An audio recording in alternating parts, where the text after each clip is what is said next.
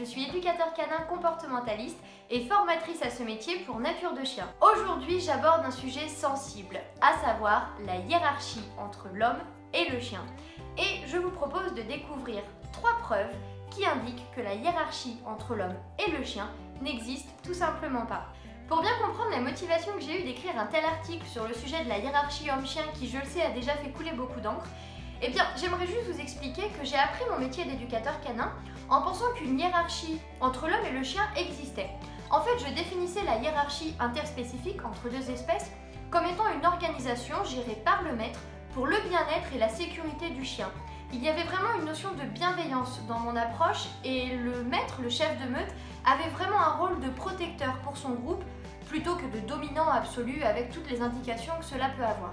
Mais je me suis rendu compte qu'utiliser le mot hiérarchie pour définir cette organisation n'était pas juste et qu'elle avait même des connotations que certains maîtres comprenaient différemment ou même que certains éducateurs interprétaient différemment. Je me suis donc posé la question, comment définir le mot hiérarchie alors que moi j'ai une définition qui me convient, mais que d'autres éducateurs ou même certains maîtres ont une autre vision, une autre définition de ce mot. Alors oui, c'est bien une histoire de mots tout ça, et ça peut être un peu embêtant et compliqué, mais en tant que professionnel, il me paraissait important d'utiliser les mots justes et surtout d'avoir une définition la plus objective possible pour tout simplement être professionnel dans mon travail. Je me suis donc demandé, comment faire pour trouver la définition d'un mot? Eh bien figurez-vous, je suis allée voir dans ma bibliothèque et j'ai retrouvé un vieux livre qui s'appelle Le Larousse, et je l'ai ouvert. J'ai regardé ce qu'il y avait écrit et je vous lis tout de suite la définition de la hiérarchie. C'est une classification dans laquelle les termes classés sont dans une relation de subordination, chaque terme dépendant du précédent et commandant le suivant. Nous sommes maintenant tous d'accord sur la définition objective, c'est-à-dire la définition officielle du mot hiérarchie. On ne peut pas chacun donner sa propre définition d'un mot, ça n'a pas de sens et ce n'est absolument pas professionnel. Maintenant voyons 3 preuves comme quoi la hiérarchie homme-chien n'existe tout simplement pas. Preuve numéro 1, qu'en disent les scientifiques. Preuve numéro 2, un parallèle entre le chien et le loup inadapté. Preuve numéro 3, un mot mal choisi et avec une connotation parfois dangereuse. Commençons par nous intéresser à ce que dit la science. Et en fait, il n'existe aucune, oui je dis bien aucune, preuve scientifique corroborant le fait qu'une hiérarchie entre 2 espèces existe. En fait, aucun scientifique n'a jamais prouvé que la hiérarchie homme-chien est bien réelle. Un autre point quand on parle de la hiérarchie, c'est que certains professionnels pensent que le chien fonctionne selon un modèle hiérarchisé parce que son ancêtre, le loup, fonctionne lui aussi selon un modèle hiérarchisé. En fait, les études réalisées sur les loups ont été largement remises en question aujourd'hui. Ces études ont été faites sur des loups en captivité. Elles ont aussi été faites avec des loups ne venant pas du même groupe familial au départ. Donc on y observait des conflits et en fait les observations étaient erronées. D'ailleurs, des scientifiques qui ont observé, qui ont contribué à ces études, sont d'eux-mêmes revenus sur ces analyses pour dire que finalement, le loup ne fonctionnait pas selon un modèle hiérarchisé, mais selon une organisation familiale. Et il y a une vraie différence entre les 2 termes. De même, quand on parle du chien, on n'est pas en train de parler du loup, parce que l'environnement du loup n'est pas le même que l'environnement du chien. Le chien a d'ailleurs été domestiqué, vit avec l'homme, n'a plus besoin de chasser pour se nourrir, etc. Et d'ailleurs, la hiérarchie, si on parle vraiment de ce terme-là, est principalement mis en place par rapport à la chasse. Or, le chien aujourd'hui ne chasse que ses croquettes. En réalité, ne plus utiliser le mot hiérarchie ne veut pas dire qu'il ne faille pas organiser et réglementer le groupe dans lequel le chien vit, bien au contraire. C'est vraiment l'utilisation de ce mot qui ne convient pas. Quand on vit avec un chien, il est évident que des règles doivent être mises en place. Il est évident aussi que le maître doit savoir gérer son chien.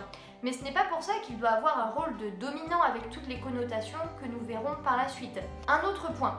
Quand on parle de hiérarchie, on va souvent mettre en place des règles concernant par exemple la nourriture. On va dire que notre chien doit forcément manger après nous, sinon il peut nous dominer. Bien, quand on regarde bien ce conseil, il n'est pas faux en soi. Et moi, je recommande souvent en tant qu'éducateur canin de faire manger son chien après les maîtres. Tout simplement pour lui apprendre à gérer sa frustration et ce n'est pas un conseil à appliquer à tous les chiens obligatoirement. C'est du cas par cas. Mais il y a bien une différence quand je donne ce conseil sur la raison parce que mon interprétation du mot et mon interprétation du chien est différente. Quand on travaille avec un chien et qu'on veut l'éduquer ou le rééduquer, il est important de bien comprendre son fonctionnement et surtout d'enlever les filtres qu'on se met et les interprétations que l'on donne à la situation, en tout cas le plus possible.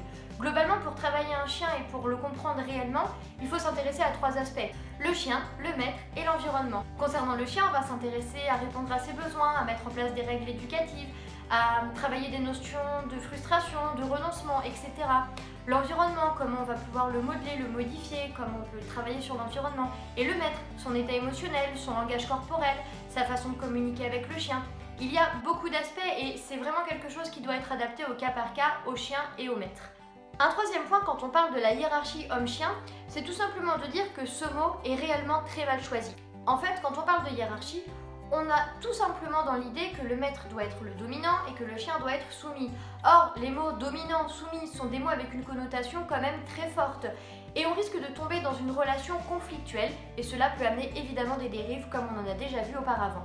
Très souvent, le maître est en cause dans un problème entre un chien et son maître, c'est-à-dire qu'il n'a pas les bonnes attitudes, il n'a peut-être pas assez confiance en lui.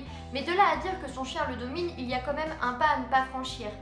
Il est important quand on est éducateur canin d'avoir le bon discours, d'avoir les bons mots, d'être aussi dans un aspect de coaching vis-à-vis du maître éventuellement, mais de passer la limite et de dire que le chien doit être soumis, que le maître doit être dominant parce que le groupe dans lequel il vit est une hiérarchie stricte, etc., à mon avis, ça n'a pas de sens.